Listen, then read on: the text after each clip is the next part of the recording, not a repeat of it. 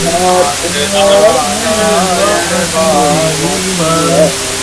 Krishna Govinda Hare Murari Nath Narayana Shri Krishna Govinda Hare Shri Krishna Govinda Hare Murari Nath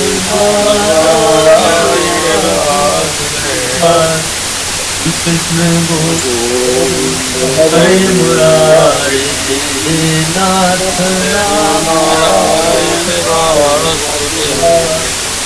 Shri Krishna Govinda Hare Murari Nath Narayana Shri Krishna Govinda Hare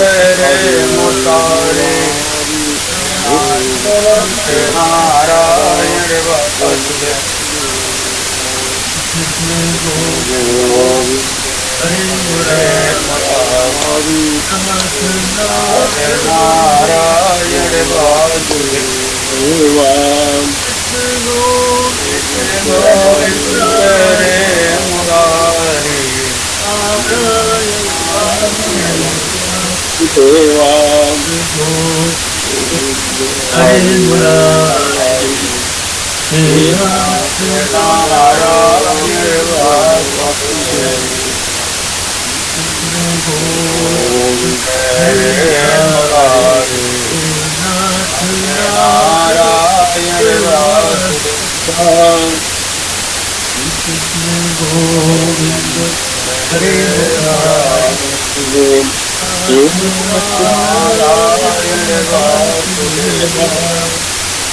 Shantasaram Jagatanam Paramahamsuretam Vishwanaram Gaganapanitam Mevarnamahantam Lakshmi-shantam Kamalyanam Jauham-Nirjahanagam Hare Vetram Bhagavam Hare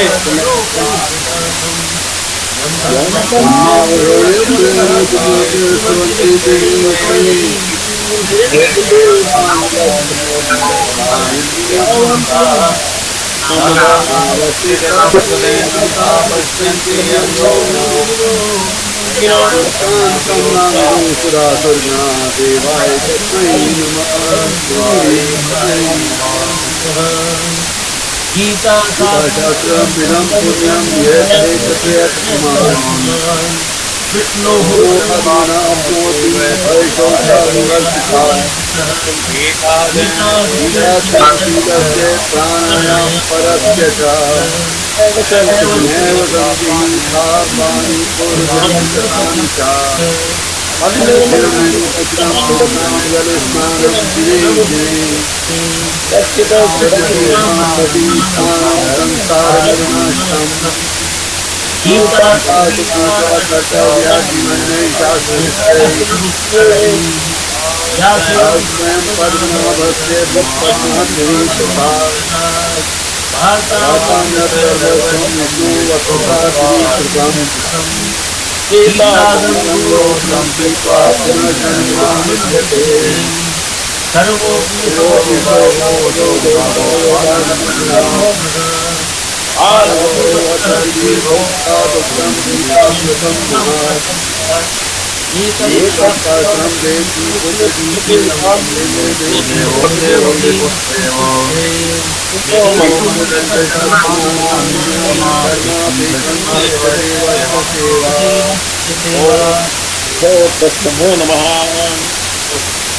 आज का प्राण कौन कराएंगे? Arun sir. Arun ji का धन्यवाद।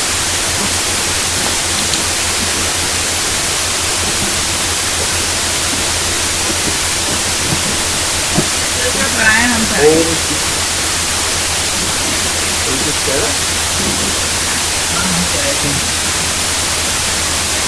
ठीक है।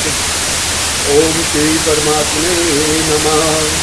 ओम परमात्मा नमः। संतीते पुण्यतमं प्रवक्ष्याम्यहं सूयवे इदं तु ते समं अनुसूयवे ज्ञानं विज्ञानसहितं यज्ञात्वा मोक्ष्यसे शुभात् ज्ञानं विज्ञानसहितं यज्ञात्वा मोक्ष्यसे शुभात् सर्वभूतानि कौन्तेय प्रकृतिं यान्ति मामिकाम् प्रकृतिं यान्ति मामिकाम्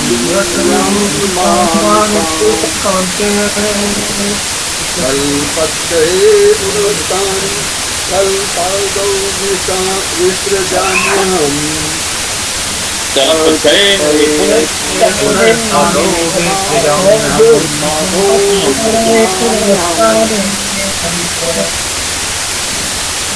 मयाध्यक्षेण प्रकृतिं पूजते सचराचरम्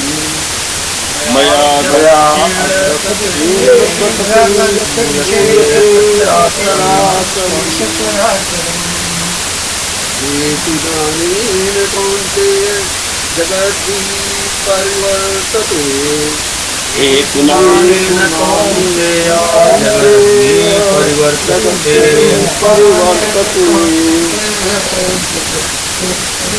त्रैविद्या मां सोमपापुंसपापा यज्ञैश्चवा स्वर्गतिं प्रार्थयन्ते त्रैविद्या मां सोमपापुंसपापा यज्ञैश्चवा स्वर्गतिं प्रार्थयन्ते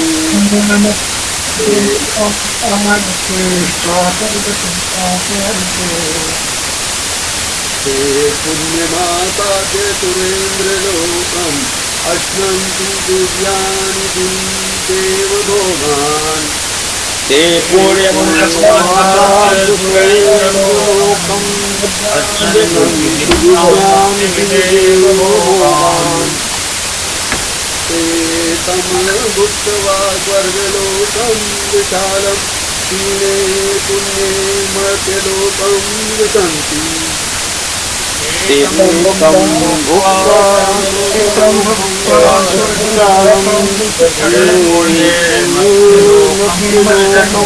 वसन्ति एवं सर्वधर्ममनुप्रपन्ना तथागतं कामकामारभन्ते एवं धर्मम् अनुपन्ना कामालभन्ते अनन्याश्चिन्तयन्तो मां ये जना पर्युपासते अन्यान्याश्चिन्तयन्तो मां ये जनाः पर्युपासते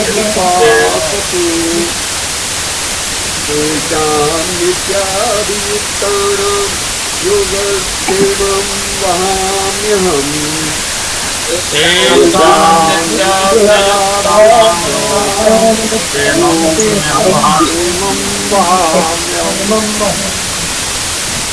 यत्करोषि यत्कृष्णासि यज्जुहोषि ददासि यत् यत्करोषि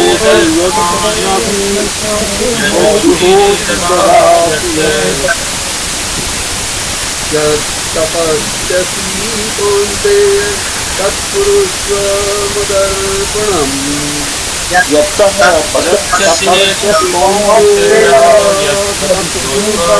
मदर्पणम् समोऽहं सर्वभूतेषु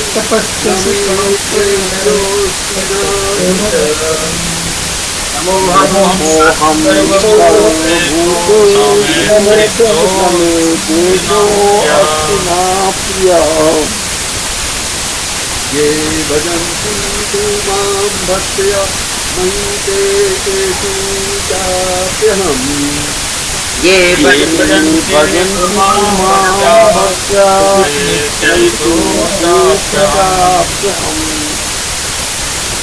अतीतेषु दुराचारो भजते मामनन्यभाक् पतिते हजारो भजन्ते मामनन्यभाक् साधुरेव सा मन्तव्यः सम्यग् अव्यवस्थितो हि सा साधु समन्तव्यः व्यवस्थितो हि सा मन्मना भवमतभक्तौ मध्याजी मां नमस्कुरु मन्मना भवमतभक्तौ मध्याजी मां नमस्कुरु मामेवैष्यसि नित्यदैवम् आत्मानं मत्परायणा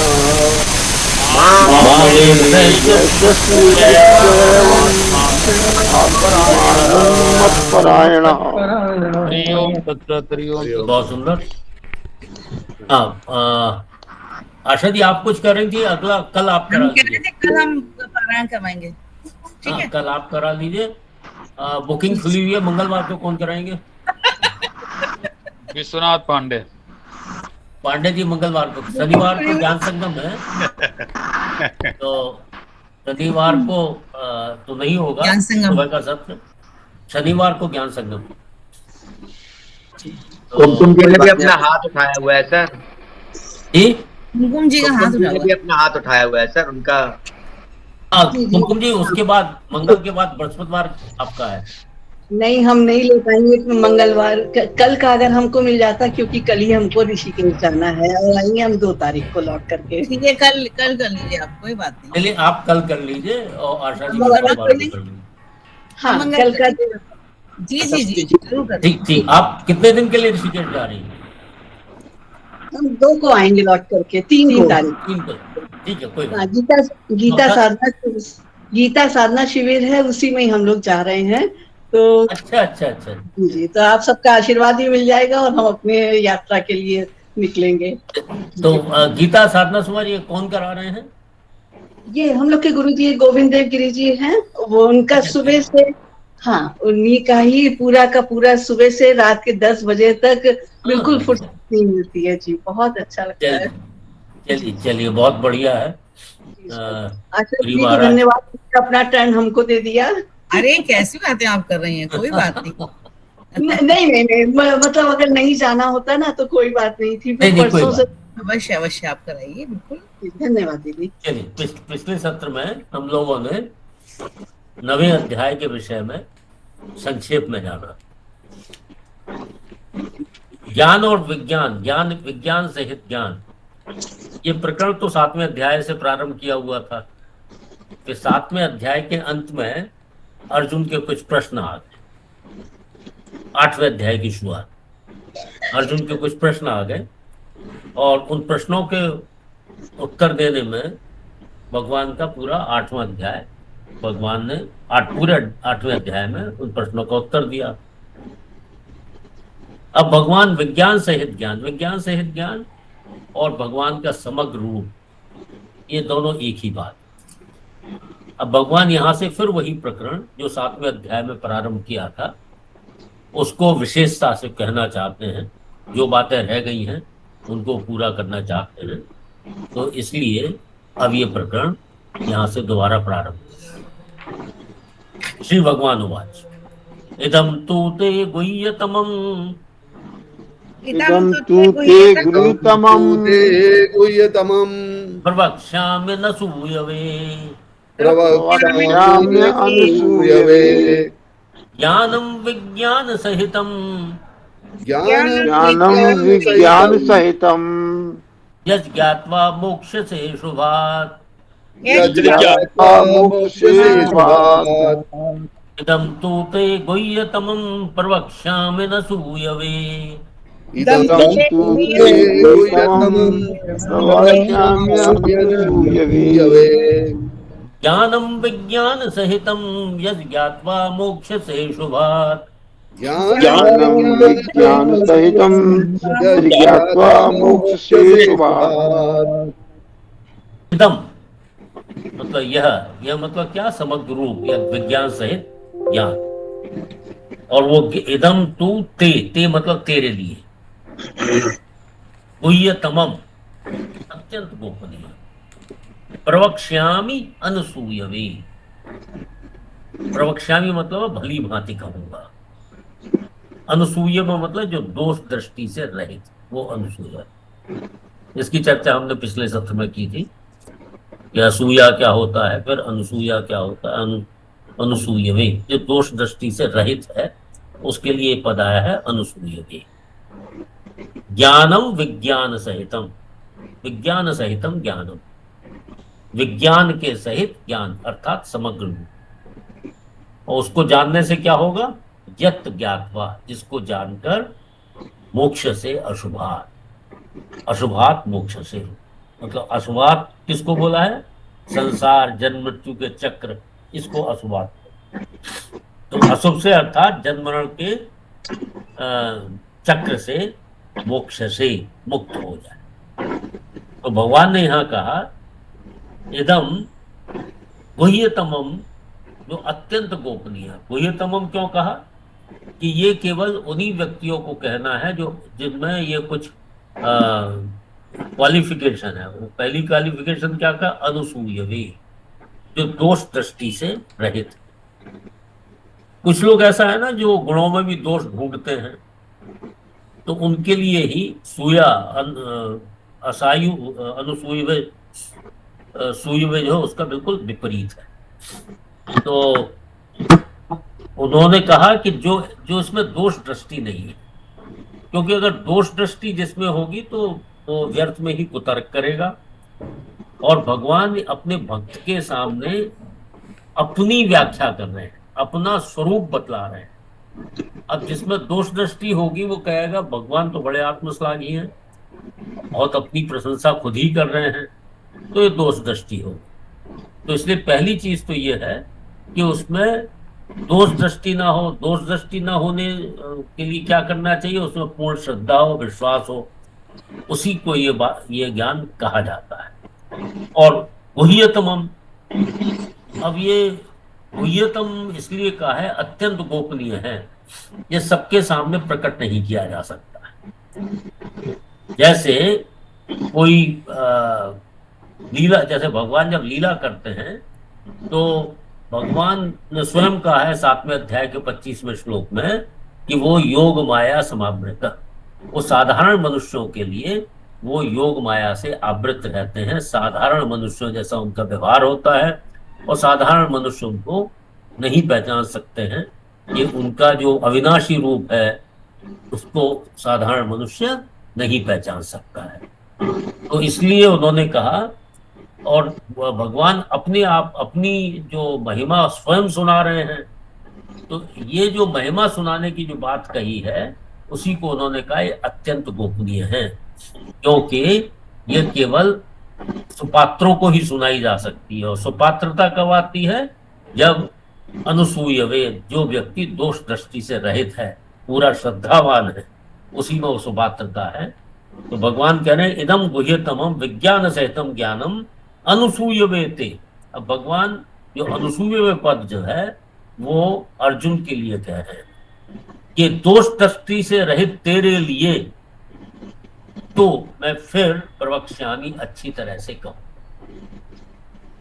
अब उसके क्या होगा, उससे यत ज्ञात्वा जिसको जानकर, अशुभात मोक्ष से, तू अशुभ संसार से, अशुभ जन्म मृत्यु के चक्र से तू मुक्त हो जाए। पच्छेद देख लीजिए, इदम मतलब ये इदम पद जो है ये विज्ञान सहित ज्ञान के लिए है, अर्थात समग्र भगवान के समग्र रूप के लिए है। तो ते गुह्यतमम अत्यंत गोपनीय, प्रवक्ष्यामि अनुसूयवे, यहाँ यण संधि लगी हुई है। ज्ञानम विज्ञान सहितम, विज्ञान सहितम ज्ञानम, विज्ञान सहित ज्ञान। तो ज्ञान क्या है और विज्ञान क्या है, इस पर हम अनेक बार चर्चा कर चुके हैं। भगवान सभी चीजों के महाकारण है, ये जानना ज्ञान है। और भगवान के अतिरिक्त कुछ है ही नहीं, ये अनुभव कर लेना, ये विज्ञान। ठीक है, विज्ञान सहितम ज्ञानम, यत ज्ञात्वा जिसको जानकर, अशुभात मोक्ष से, तो अशोक जन्म मृत्यु के चक्र से मुक्त हो जाए। इदम तो गुह्यतमं प्रवक्ष्याम्यनुसूयवे। इदं तु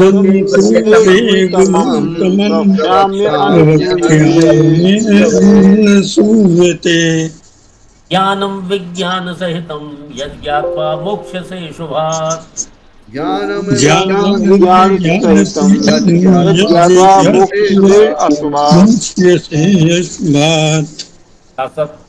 बोलिए। इदं तु ते गुह्यतमं प्रवक्ष्यामि अनसूयवे। ज्ञानं विज्ञान सहितं यज्ञात्वा मोक्ष्यसे अशुभात्। असत के साथ संबंध जोड़ना ही अशुभ है, जो कि ऊंच नीच योनियों में जन्म लेने का कारण बनता है। अब भगवान जो कहने जा रहे हैं समग्र रूप विज्ञान सहित ज्ञान, उसकी महिमा अगले श्लोक में बतलाते हैं। उसकी महिमा का वर्णन अगले श्लोक कि वो विज्ञान सहित ज्ञान, उसकी क्या क्या खूबियां हैं। भगवान ने इस श्लोक के अंदर 8 खूबियां बतलाई। राज विद्या राजगुह्यम, राजविद्या राजगुह्यम, पवित्र विदुमुत्तमम्, उत्तमम्, प्रत्यक्षावगमं धर्म्यम, प्रत्यक्षावगमम्, व्ययम्, सुखं कर्तुम् अव्ययम्। राज विद्या राजगुह्यम पवित्रमिदमुत्तमम्, राजविद्या राजगुह्यम् पवित्रम् इदम् उत्तमम्, प्रत्यक्षावगमं धर्म्यम सुसुखं कर्तुम् अव्ययम्, प्रत्यक्षावगमम् धर्मम् सुखं कर्तुम्। राज विद्या, ये जो ज्ञान है ये सब विद्याओं का राजा है। जो विज्ञान सहित जो ज्ञान है संपूर्ण विद्याओं का राजा है, क्योंकि इसको ठीक तरह से जान लेने के बाद कुछ भी जानना शेष नहीं रह जाता। इसलिए इसको कहा राज विद्या, सारी विद्याओं का राजा। राजगुह्यम, ये संपूर्ण गोपनीयों का राजा है। जो गुप्त चीजें रखी जाती हैं उनमें उस सबका जो है राजा है, क्योंकि भगवान स्वयं अपनी महिमा कह रहे हैं और इस कारण से ये अत्यंत गोपनीय है। जैसा पिछले श्लोक में भी भगवान ने इशारा किया है कि इसमें जो सुपात्र है, जो अनुसूयवे है, जो दो दृष्टि से रहित है, उन्हीं लोगों को ये ज्ञान कहा जाता है। जब मनुष्य रूप में भगवान लीला करते हैं तब अवक्त लोग उनको मनुष्य मानकर उनकी अवज्ञा करते हैं। इससे भगवान उनके सामने अपने आप को प्रकट नहीं करते। ये तो हमने देखा था 7वें अध्याय के 25वें श्लोक। परंतु जो भगवान के प्यारे भक्त होते हैं उनके सामने भगवान अपने आप को प्रकट कर देते हैं। ये अपने आप को प्रकट कर देना ही अत्यंत गोपनीय बात है। उसी को भगवान ने कहा राजगुह्यम पवित्रम। ये जो विज्ञान सहित ज्ञान है ये बहुत ही पवित्र करने वाला है। इस विद्या के समान पवित्र करने वाली दूसरी कोई विद्या नहीं। यह विद्या पवित्रता की सीमा है और पापी से पापी जो आचरण भी इस विद्या को जानकर, इस विद्या का आचरण करके धर्मात्मा हो जाता है। ये हम आगे इसी अध्याय में आगे हम देखें। तो पवित्रम इदम उत्तमम, और ये बहुत ही उत्तम है। ये उत्तमता की भी सीमा है, ये सर्वश्रेष्ठ है। इसके समकक्ष कोई दूसरी वस्तु, व्यक्ति, घटना, परिस्थिति आदि है ही नहीं। ये श्रेष्ठता की आखिरी हद है, क्योंकि इस विद्या से मेरा भक्त सर्वश्रेष्ठ हो जाता है। क्योंकि जब उसको कुछ जानना ही बाकी नहीं रह गया है तो सर्वश्रेष्ठ तो हो ही जाएगा। फिर कहा प्रत्यक्षावगमम, इसका जो फल है वो प्रत्यक्ष है।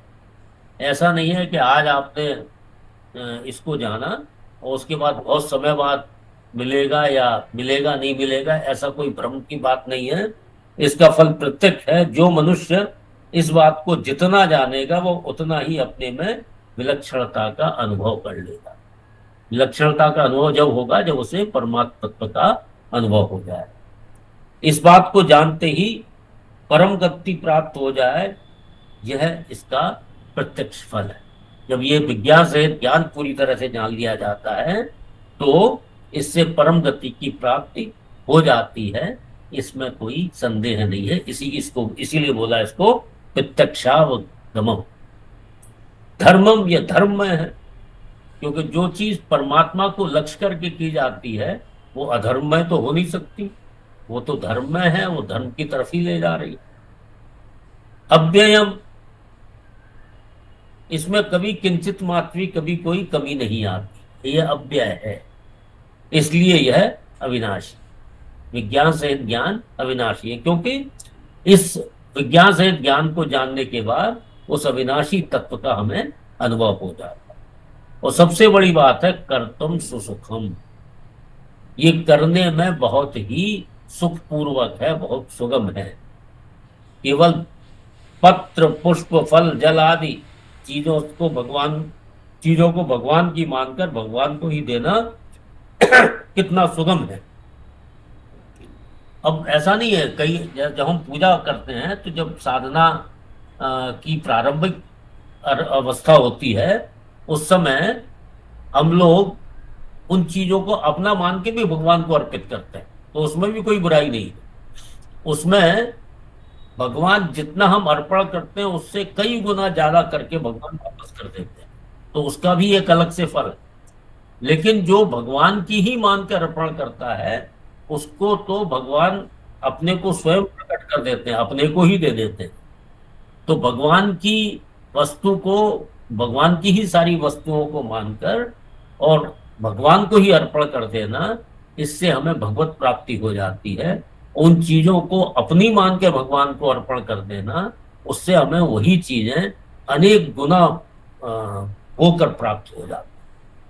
तो दोनों का फल है, लेकिन ये तो आप ही को निर्णय करना है कि हमें भगवान चाहिए या जो चीजें हम अर्पण कर रहे हैं वो कई गुना होकर चाहिए। तो कर्तुम सुखम, ये करने में अत्यंत सुगम है। केवल भगवान की से प्रेम होना है, भगवान में भक्ति होनी है, उनमें श्रद्धा होना है और भगवान की ही वस्तु मानकर उनको अर्पण करते हैं। जैसे हम हे वासुदेव, हम आपकी ही चीजों को आपको अर्पण कर रहे हैं, इस भाव से जो करते हैं तो उससे सुगमता से भगवान की प्राप्ति हो जाती है, ऐसा भगवान ने कहा। मेरी प्राप्ति सुगम है, सरल है, क्योंकि सब देश में भगवान है, सब काल में भगवान है, ऐसा भी नहीं है आज है कल नहीं होंगे, और सब वस्तुओं पदार्थों प्राणियों में भगवान है। जो चीज सब जगह उपस्थित है तो उसकी प्राप्ति में सुगमता तो रहेगी। कहीं हमको लेने नहीं जाना, कहीं इधर नहीं दौड़ना, भगवान अपने अंदर ही बैठे हुए हैं, उस चीज को अनुभव करना है। इसलिए भगवान ने कहा कर्तुम सुसुखम, ये करने में अत्यंत सुगम है। इसके लिए कोई नियम बांधने की जरूरत नहीं है कि हम इस नियम से और इस कर्मकांड की जैसे नियम होते हैं, विधियां होती हैं, तो इसमें कोई विधि नहीं है, कोई नियम नहीं है, केवल भगवत प्रेम है। जो भी काम करें वो भगवान के लिए कर रहे हैं, भगवान की प्रसन्नता के लिए कर रहे हैं, ये भाव रहना ही काफी है। तो इसीलिए भगवान ने कहा है कर्तुम सुसुखम। अब भगवान ने यहाँ 8 इस चीज के लिए विशेषण दिए हैं। ये राज विद्या है, सारी विद्याओं का राजा है, क्योंकि इसको जानने के बाद कुछ जानना शेष नहीं रह जाता। राजगुह्यम में अत्यंत गोपनीय है, भगवान भक्त के सामने अपनी महिमा स्वयं कह रहे हैं। पवित्रम, इसके समान कोई पवित्र करने वाला नहीं है, पवित्रता की सीमा है, क्योंकि जो पापी से पापी, दुराचारी से दुराचारी व्यक्ति भी विज्ञान सहित ज्ञान को जानकर धर्मात्मा बन जाता है। इसलिए इसके समान पवित्र करने वाला कोई नहीं है। उत्तमम, इसके समान कोई श्रेष्ठ नहीं है, ये श्रेष्ठता की सीमा है, क्योंकि जो इसको जान लेता है वो सर्वश्रेष्ठ हो जाता है। प्रत्यक्षावगमम, इसका जो फल है वो प्रत्यक्ष है, ऐसा नहीं है कि वो अप्रत्यक्ष फल हो। कोई आशंका नहीं है कि मिलेगा नहीं मिलेगा, कोई बात नहीं। धर्म्यम, क्योंकि परमात्मा की इसमें जो हमारा लक्ष्य है वो परमात्मा है, इसमें से इस वजह से धर्ममय है। और कर्तुम सुख अव्ययम, और ये अविनाशी है, इसका नाश नहीं होता है। और कर्तुम सुसुखम, और करने में भी अत्यंत सुगम है। इस प्रकार से भगवान ने जो विज्ञान सहित ज्ञान की जो है पूरी महिमा इस श्लोक के अंदर कह दी। ठीक है। हाँ, कुछ हाथ उठ रहे हैं। हाँ, शिवेंद्र आचार्य जी, ये शुभ का मतलब तो होता है शुभ, अच्छा, और अशुभ का मतलब हो गया है बुरा। पर ये अशुभात, ये उसकी पंचमी विभक्ति है, तो इसका ये मतलब हम कैसे निकालें? कष्ट में संसार, अशुभ, अशुभात पता ना, पंचमी, तो अशुभ जी पंचमी, हाँ, अशुभ से मुक्त हो जाएगा। अब अशुभ क्या है? असत से जो हमारा संबंध होता है, जो कि अनेक जन्म का कारण बनता है, अनेक योनियों में जाने का कारण बनता है, उससे हमारी मुक्ति हो जाएगी। इसमें आपका प्रश्न क्या है? और कोई प्रश्न है? नहीं, मेरा प्रश्न यही था, इसका शाब्दिक अर्थ जो होता है, शुभ का मतलब अच्छा होता है और अशुभ का मतलब बुरा हो गया, जो अच्छा नहीं है। बिल्कुल, तो यही अर्थ किया गया है, यही अर्थ किया गया। अशुभ मतलब जो शुभ नहीं है। शुभ क्या नहीं है? जन्म मृत्यु का चक्कर शुभ नहीं है। बार बार संसार में आना, अनेक योनियों में जाना, उसी को अशुभ कहा गया है। वो बुरा है, अच्छा नहीं है। तो मतलब इसमें जो है अशुभ का मतलब जो लिया गया है, संसार में आना जाना, जन्म पुनर्जन्म के चक्कर में पड़ना, यही अशुभ, उसी को अशुभ कहा। ठीक है आचार्य जी, धन्यवाद। ठीक। हाँ, एक हाथ और उठा था कुछ। सहदेव जी, आपका हाथ भी उठा था। सहदेव जी कुछ कहना चाहते हैं? नहीं, वो हाँ महोदय जी, वो गलती से म्यूट खोल रहे थे, वो लग गया था उसमें। अच्छा, नहीं, कोई नहीं, कुछ म्यूट के बगल में है ना। Okay sir. अमिताभ जायसवाल जी। प्रणाम सर। प्रणाम। सर, इस चैप्टर का मैं कॉज समझना चाह रहा हूँ।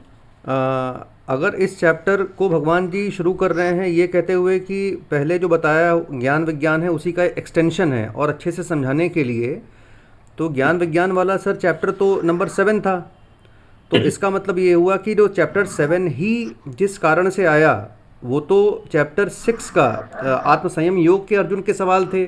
तो शायद ये इसका जो बीज है वो वहाँ कहीं पड़ा हुआ है कि उस चैप्टर 6 के सवाल के कारण से ये पूरा ज्ञान विज्ञान योग वाला चैप्टर पहले बताया गया, अब उसके बाद में फिर इसको फिर से बताया जा रहा है। ऐसा क्या कहना सही है? नहीं, ठीक है, समझ गया।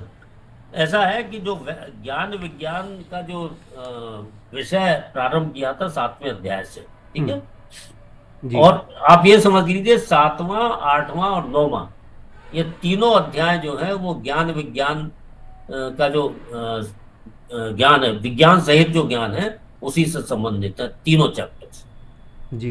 प्रारंभ 7वें अध्याय से किया था। 8वें में जो 7वें अध्याय के अंत में जो कुछ प्रश्न खड़े हो गए थे उनका उत्तर दिया, और उसके बाद 9वें में वही विषय पुनः आरंभ कर दिया, जो क्योंकि ये अभी विषय पूरा नहीं हुआ जी। तो 7वां और 8वां और 9वां जो है, ये विज्ञान सहित जो ज्ञान है, ये तीनों चैप्टर उसी पर जी। ठीक है जी सर, जी धन्यवाद सर। हाँ, साथ साथ लीजिए। राज विद्या राजगुह्यम पवित्रमिदमुत्तमम्। राज विद्या पवित्रमिदमुत्तमम्। प्रत्यक्षावगमं धर्म्यं सुसुखं कर्तुम् अव्ययम्।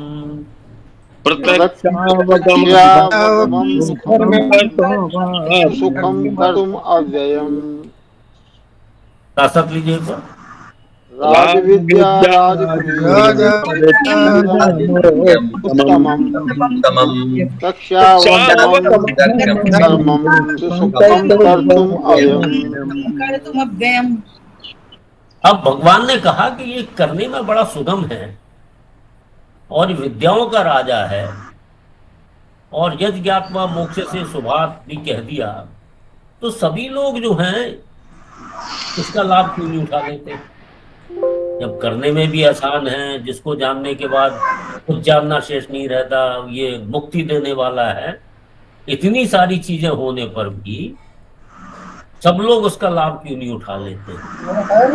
तो इसके उत्तर में भगवान अगला श्लोक कहते हैं कि लोगों में श्रद्धा की कमी, क्योंकि इस मार्ग में श्रद्धा न होने से लोग इसका लाभ नहीं उठाते। अश्रद्धाना पुरुषा अश्रद्धाना पुरुषः धर्मस्य परन्तप परन्तप इमां निवर्तन्ते मां निर्वर्तन्ते मृत्यु संसार वर्तमनि।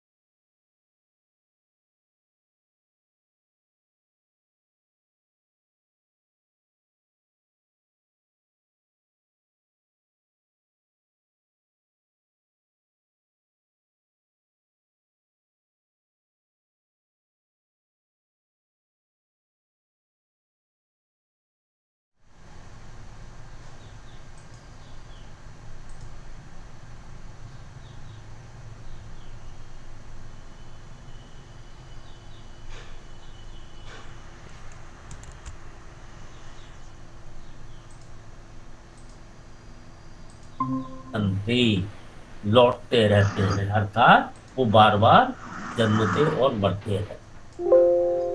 तो भगवान कह रहे हैं, ये परंतप अस्य धर्मस्य अश्रद्धाना, जो धर्म मतलब है जो पहले भगवान ने जिसकी महिमा कही है दूसरे श्लोक में, उस धर्म का में जो श्रद्धा नहीं रखते हैं, अर्थात विज्ञान सहित ज्ञान में श्रद्धा नहीं रखते हैं, भगवान के समग्र रूप में श्रद्धा नहीं रखते हैं।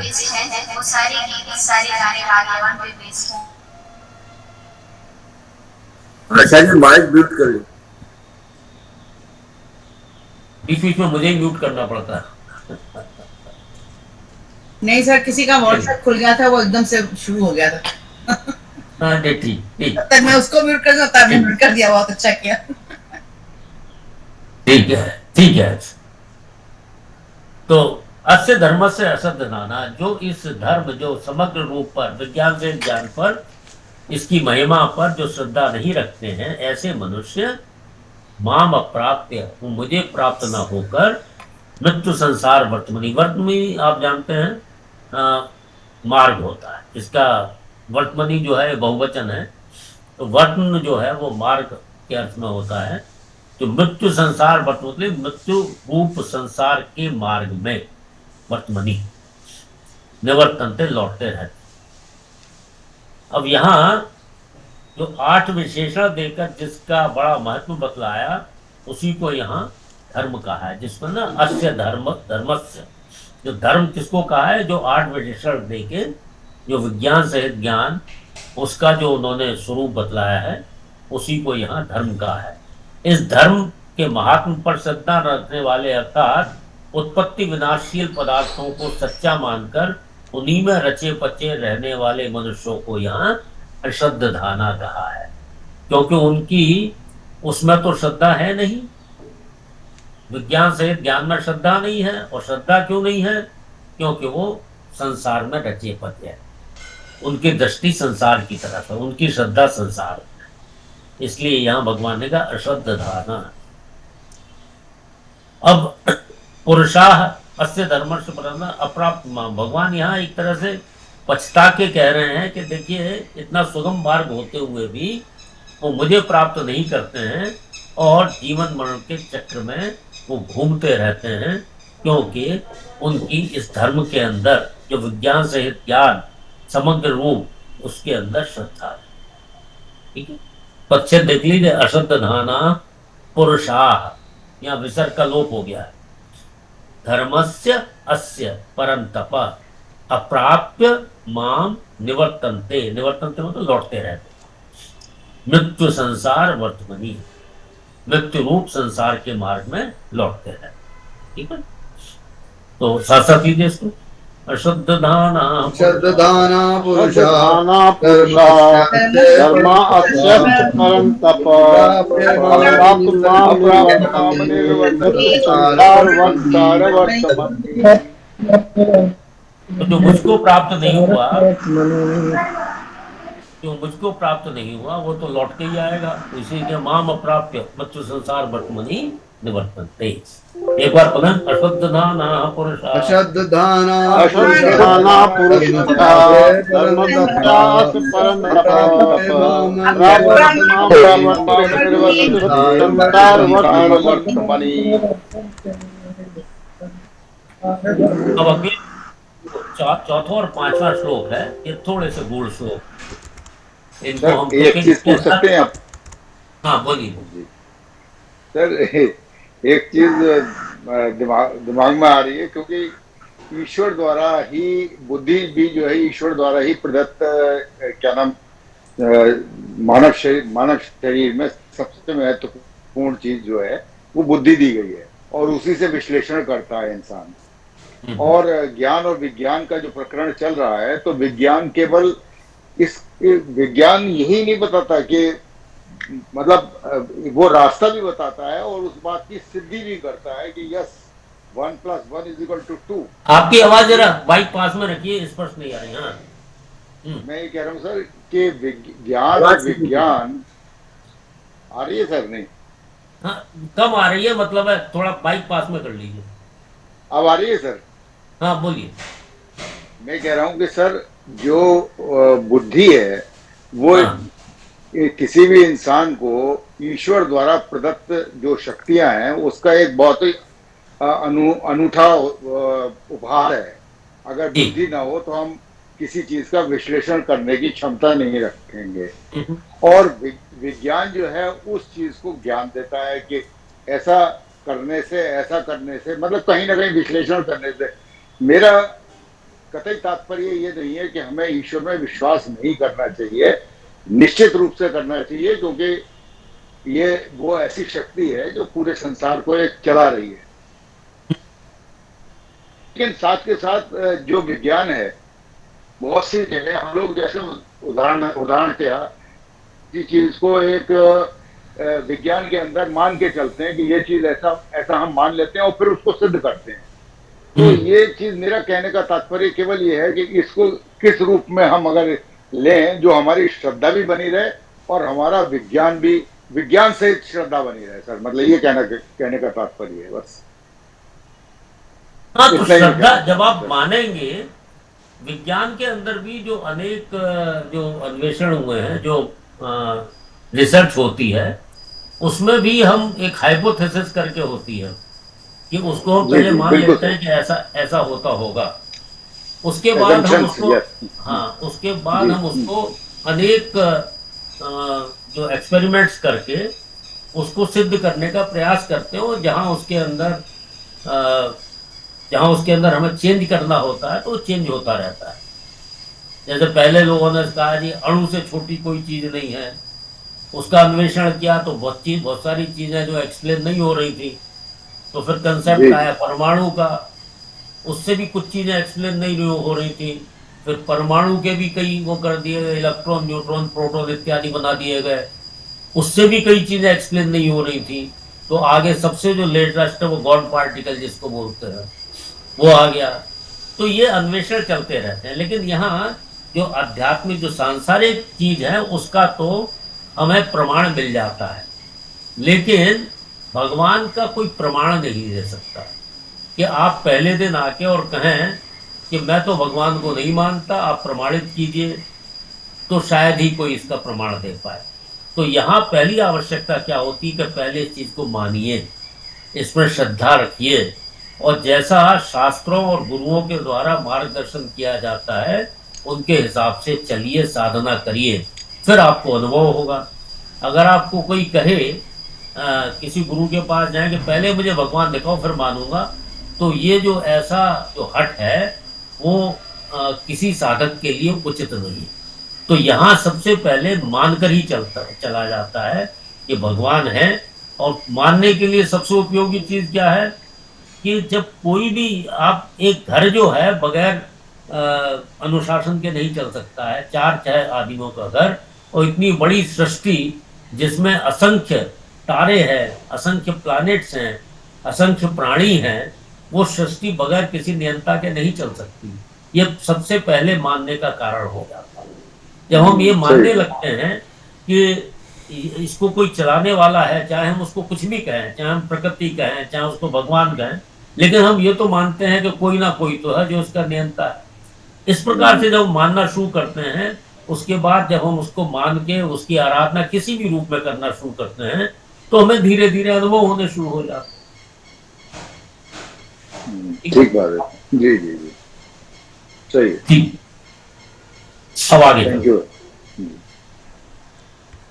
हाँ, अब इस अध्याय के पहले और दूसरे श्लोक में जिस राज विद्या की महिमा कही गई है, वो आगे के 2 श्लोकों में उसका वर्णन किया गया है। मया तत्मिदं सर्वं मया तत्विदं सर्वं जगत व्यक्ति मूर्तिना जगद व्यक्तमूर्तिना मतिस्थानि सर्वभूतानि मत्स्थानि सर्वभूतानि न चाहं तेष्वस्थितः चाहं तेषु वस्थितः मतिस्थानि भूतानि मया भूतानि पश्य मे योगमैश्वरम् पश्य मे योगमैश्वरम् भ्रन्न च भूतस्थो भूतस्थो ममात्मा भूतभावनः।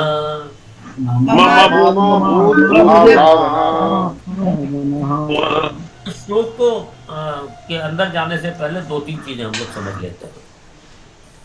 पहली चीज तो यह है कि भगवान क्योंकि निर्वचनीय है, वो तत्व जो निर्वचनीय है, इसलिए उसकी व्याख्या अनेक प्रकार से, क्योंकि वो वचन से परे है, तो उसकी व्याख्या करना आसान तो होता नहीं है, जो निर्वचनीय तत्व है।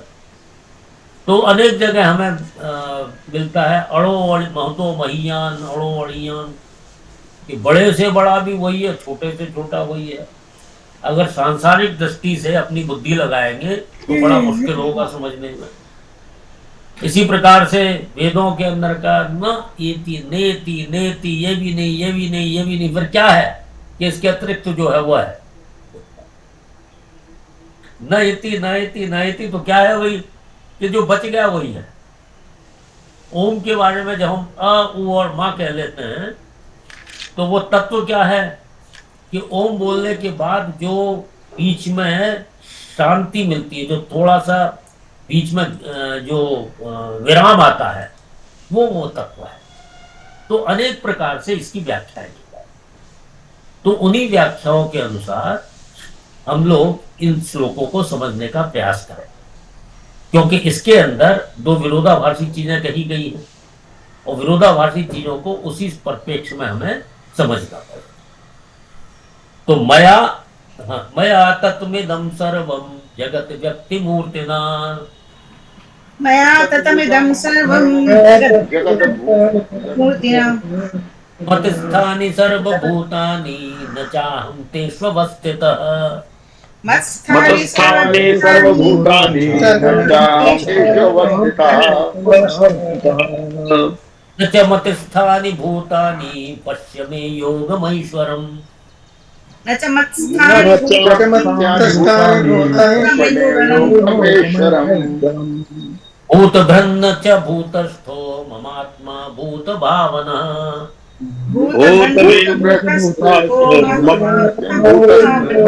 मम आत्मा भूत भावना मया ततम इदम सर्वम जगत अव्यक्ति मूर्तिना। दाम में हल लग जाएगा। तो भगवान क्या कर रहे हैं, इदम सर्वम जगत, ये सब संसार मया मतलब मेरे अव्यक्ति मूर्तना, मया अव्यक्ति मूर्तना, मेरे निराकार रूप से, मया में भी तृतीय है और अव्यक्त मूर्तना में भी तृतीय है, मेरे निराकार स्वरूप से ततम परिपूर्ण है, व्याप्त है। तो भगवान ने पहला जो स्टेटमेंट दिया कि ये सब संसार मेरे निराकार स्वरूप से व्याप्त है। उसके बाद क्या आया, मत स्थानी सर्वभूतानि, सर्वभूतानि संपूर्ण प्राणी मत स्थानी मुझ में स्थित है। न च अहम तेषु अवस्थितः, न च अहम, चाहम जो है वो दो में, च अहम तेषु अवस्थितः, यहां जन संधि लग गई है तो इसलिए तेषु वा जो है ऊ की वजह से आ गया है। तेषु अवस्थितः च अहम तेषु न अवस्थितः, मैं उनमें अहा नहीं। सर्वभूतानि मत स्थान, संपूर्ण प्राणी मुझ में स्थित है। च अहम तेषु न अवस्थितः, और मैं उनमें स्थित नहीं हूं। वो कह रहे सारे प्राणी मुझ में स्थित हैं लेकिन मैं उनमें स्थित नहीं। यहां पूरी तरह से निर्लिप्तता का भाव। न च मत स्थानी भूतानि, च भूतानि मत स्थानी न, और वे प्राणी भी मुझ में स्थित नहीं है। पहले कह दिया कि सारे प्राणी मुझ में स्थित हैं, अब यहां कह रहे हैं भूतानि मत स्थानी न, कि ये प्राणी मुझ में स्थित नहीं है। मे ऐश्वरम योगम पश्य, और मेरी ये ईश्वर, ऐश्वर मतलब ईश्वर संबंधी, ईश्वर संबंधी योग सामर्थ्य को देख। भूत भावनः, संपूर्ण प्राणियों को उत्पन्न करने वाला। च भूतभृत, और प्राणियों का भरण पोषण करने वाला। मम आत्मा, मेरा स्वरूप इन प्राणियों में भूतस्थः न, इन प्राणियों में स्थित नहीं। अब भगवान यहां दो तरह की बातें कह रहे हैं। तो कहने का अर्थ, और अगले श्लोक के अंदर वो इसको स्पष्ट भी करेंगे। वो आकाश और वायु के का उदाहरण देके उस चीज को स्पष्ट भी करेंगे कि ऐसा क्यों कह रहे हैं। लेकिन पहले इन श्लोकों को देखते हैं। पहले भगवान ने कहा कि ये सब संसार मेरे निराकार स्वरूप से व्याप्त है, परिपूर्ण है, ये बात कह दी। और संपूर्ण प्राणी मुझ में स्थित हैं, ये बात कही, परंतु मैं उनमें स्थित नहीं। तो वो जो संपूर्ण प्राणी मुझ में स्थित हैं और मैं उनमें स्थित नहीं हूं, कहने का भाव ये है कि मैं उनमें स्थित हूं लेकिन कोई लिप्तता नहीं है। जैसे अगर मैं उन सब प्राणियों में स्थित होता, लिप्त भाव से अगर स्थित होता, तो जैसे उन प्राणियों का अंत हो जाता है तो मेरा भी अंत हो गया होता। लेकिन प्राणियों का तो अंत हो जाता है, लेकिन मैं वैसा ही का वैसा निर्विकार और अविनाशी बना रहता हूं, क्योंकि मैं उनसे निर्लिप्त हूं। उसके बाद क्या कहा, भूतानि मत स्थानी में, प्राणी भी मुझ में स्थित नहीं है। क्योंकि अगर वो प्राणी मुझ में स्थित होते तो जैसे मैं अविनाशी हूं वैसे वे भी अविनाशी होते।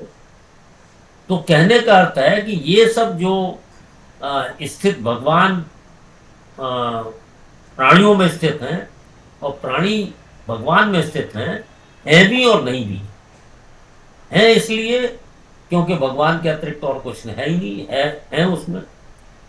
और नहीं इसलिए कि वो उससे निर्लिप्त हैं, प्राणियों का अंत हो जाएगा, वो वैसे ही के वैसे रहेगा। इस भाव से ये बात कही गई। इसको और उदाहरण से समझते हैं। जैसे एक साधक की दृष्टि होती है, एक सिद्ध की दृष्टि होती है। साधक की दृष्टि में संसार की भी सत्ता रहती है और परमात्मा की भी सत्ता रहती है। तो जब तक हमारे दृष्टि में दो सत्ताएं, संसार की भी सत्ता है और परमात्मा की सत्ता है, तो हम क्या कहेंगे कि संसार में परमात्मा है और परमात्मा में है संसार। संसार में परमात्मा है और परमात्मा में संसार है, एक साधक की दृष्टि। लेकिन जो सिद्ध की दृष्टि क्या है, उस सिद्ध में क्या फर्क हो गया कि उसकी संसार की जो महत्ता थी, जो संसार की जो सत्ता थी, वो सिद्ध पुरुष के अंदर से गायब हो जाती। तो जब सिद्ध पुरुष का क्या कहेगा कि न परमात्मा में संसार है, न संसार में परमात्मा है, केवल परमात्मा ही परमात्मा। ठीक है। अब साधक की दृष्टि में क्योंकि दो सत्ताएं हैं, संसार की अलग सत्ता है, परमात्मा की अलग सत्ता है, तो वो ये कहता है कि संसार में परमात्मा है, परमात्मा में संसार है। सिद्ध की स्थिति क्या हो गई कि संसार की सत्ता उसकी गायब हो गई। तो न संसार में परमात्मा है, न परमात्मा में संसार है, केवल परमात्मा ही परमात्मा। एक और उदाहरण से इसको समझो। जैसे हम कहते हैं कि जल में तरंग है, जब तक हमारे अंदर तरंग की स्वतंत्र सत्ता है, तब तक हम कहेंगे जल में तरंग है और तरंग में जल है। स्टेटमेंट बिल्कुल सही है, जल में ही तरंग है और तरंग में जल है। लेकिन जब हम तरंग की सत्ता को नहीं मानते हैं, तो ना जल में तरंग है, ना तरंग में जल है, केवल जल ही जल। ठीक है। तो ये जो इस भाव से ये दो श्लोक कहे गए हैं कि अब इसमें निर्लिप्तता का भाव आ जाता है कि भगवान सभी के अंदर मौजूद हैं, लेकिन उनमें लिप्तता नहीं है, निर्लिप्त है। एक तीसरी तरीके से समझते हैं, जैसे कारण और कार्य की दृष्टि से भी इसका विश्लेषण करें कि जैसे हम कहते हैं कि जैसे स्वर्ण है और आभूषण है, तो स्वर्ण कारण है, आभूषण उसका कार्य है। ठीक। तो स्वर्ण और आभूषण की जब तक अलग अलग सत्ता है, मतलब उनमें कार्य और कारण का संबंध है।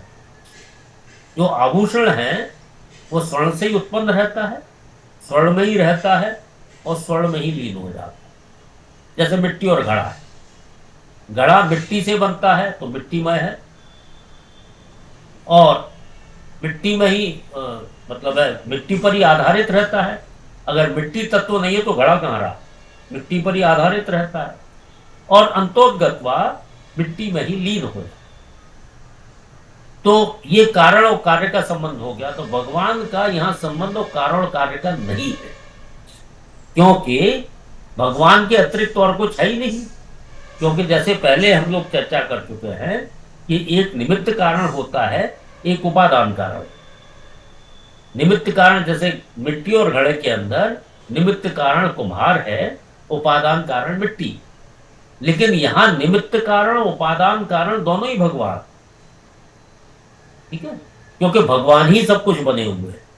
तो इस वजह से भगवान कह रहे हैं कि पहली चीज तो उन्होंने कहा कि सब संसार, यह सब संसार मेरे निराकार स्वरूप से परिपूर्ण है। संपूर्ण प्राणी मुझ में स्थित हैं, परंतु मैं उनमें स्थित नहीं। मैं उनमें स्थित नहीं हूं कहने का भाव है कि जैसे जल और तरंग का के उदाहरण दिया, संसार और परमात्मा का उदाहरण दिया, ठीक उसी तरह से मैं उनमें स्थित नहीं हूं, मतलब मैं उनमें लिप्त नहीं हूं। अगर मैं उनमें लिप्त होता तो उनकी मृत्यु होने पर मेरी भी मृत्यु हो जाती। तो इसलिए इस तरह से मैं लिप्त नहीं हूं, मैं निर्लिप्त भाव से स्थित हूं। और फिर कहा कि वे प्राणी मुझ में स्थित नहीं है, और वो प्राणी मुझ में स्थित नहीं है, ये भी निर्लिप्तता का ही।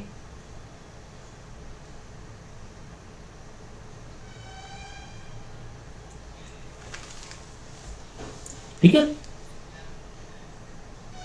कोई प्रश्न? आचार्य जी, जी, इसका एक बड़ा अच्छा उदाहरण मैंने पढ़ा था कि डल झील में जब बर्फ जमता है तो हम लोग चलने लगते हैं। अव्यक्त रूप का बता रहा हूं मैं। डल झील में जब बर्फ जमता है तो इंसान चलने लगता है, फिर कुछ देर बाद जब गल जाता है तो पानी दिखाई देता है। वैसे ही ये रूप है ईश्वर का कि डल झील जैसा, जब जम गया तो अव्यक्त हो गया। वो वही देख सकता है जो जानता है। यहाँ अव्यक्त अव्यक्त का प्रकरण नहीं है। यहाँ प्रकरण जो है, जो दो भगवान ने अपने विरोधाभासी बातें इसमें श्लोक की, उनको एक्सप्लेन करने की कोशिश की जा रही है। ठीक है, ठीक है। और ये सर एक सुसुखम जो है, सुसुखम, इसको बड़ा अच्छा उन्होंने लिखा था कि सुसुखम इसलिए कहा गया कि कलयुग में तो हम लोग बहुत आसानी से प्रभु का कर लेते हैं, और त्रेता द्वापर और उसमें शरीर को गलाना पड़ता है, इसलिए इसको बड़ा सुगम बता दिया इन्होंने। ये उसमें लिखा था, वही बताया, मैं इसको पढ़ा था। ठीक। वो कलयुग के अंदर कलयुग के जो महात्मा है, उसके अंदर ये भी कहा गया है कि कलयुग में ईश्वर की प्राप्ति बहुत आसानी से हो जाती है। कलयुग केवल नाम आधारा, केवल नाम लेने से ही मुक्ति हो जाती है। ये अनेक चीजें कही गई हैं, क्योंकि कलयुग के विषय में, कलयुग को बुरा लोग मानते हैं, लेकिन तुलसीदास जी कहते हैं इससे अच्छा कोई युग नहीं है, इसमें ज्यादा मेहनत नहीं करनी पड़ती, भगवान की प्राप्ति हो जाती। वो अलग है। मया तत्मिदं सर्वं जगत व्यक्ति मूर्तिना, मया तत्तम इदं सर्वं जगत व्यक्ति मूर्तिना, स्थानि सर्वभूतानि न चाहं तेष्वस्थितः, मत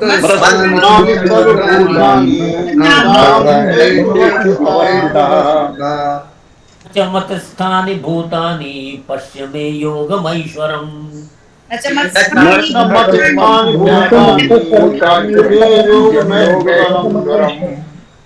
भूत ब्रह्म च भूतस्थो ममात्मा भूत भावनः,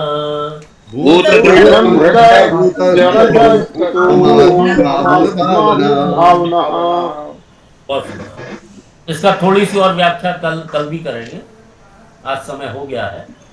अभी तक जो कहा गया है उस पर अगर कोई प्रश्न हो तो कर लीजिए, वरना आज यहीं तक। ठीक है। हाँ, शांति पाठ। शांति पाठ। हाँ, सर्वे भवन्तु सुखिनः,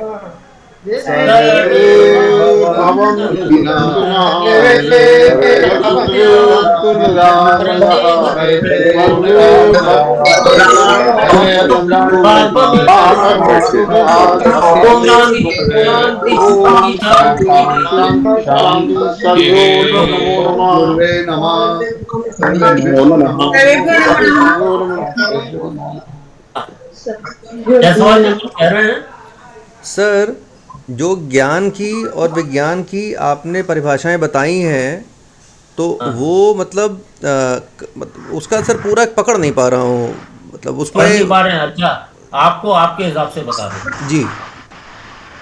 दूध में घी है? हाँ ठीक है जी, है जी का? हाँ। तो दूध में घी है, ये ज्ञान है। जी सर। ठीक है जी। और उस घी को कैसे प्राप्त किया जाता है? पहले दही जमाएंगे, फिर उसको भिगोएंगे, फिर मक्खन निकालेंगे, फिर उसको पिघलाएंगे, फिर घी प्राप्त करेंगे। ये पूरी प्रक्रिया का नाम विज्ञान। ठीक है जी। कुछ पकड़ में आया नहीं? हाँ सर, मतलब आपने कहा था कि अनुभव करने वाली चीज़ जो है वो विज्ञान है, तो इसका मतलब जो प्रैक्टिकल प्रोसेस है वो विज्ञान कहला रहा है। और जो ये चीज मानना कि सब कुछ परा अपरा सब कुछ भगवान बने हुए हैं, और ये तो ज्ञान हो गया। लेकिन ठीक है, इसको हम ज्ञान कह सकते हैं, लेकिन भगवान को कैसे प्राप्त किया जाता है जी, वो विज्ञान। सुंदर सर, बहुत अच्छे। जी जी, जी धन्यवाद सर। स्पष्ट हो गया? जी सर। ठीक है, बहुत ठीक है। सर्वभ्यो नमो नमः। सर्वेभ्यो नमो नमः।